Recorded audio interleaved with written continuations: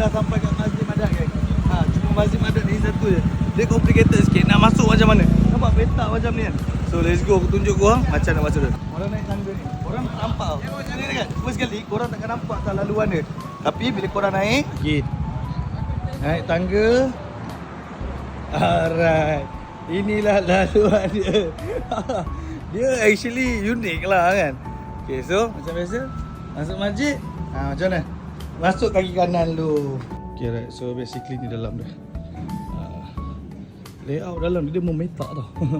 Masjid besar kan? Berapa inci? No, kau.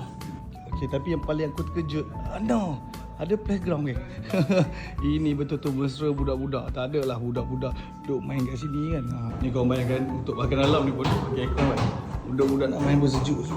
Okay, ni ruangan tandas dia. Ni korang tengok ruangan tandas dia. Mesti terkejut. No. Ni kat mana? Kat Lexus Hotel ke apa ni? Oh, tandas macam ni. Tengok. Bukan AI.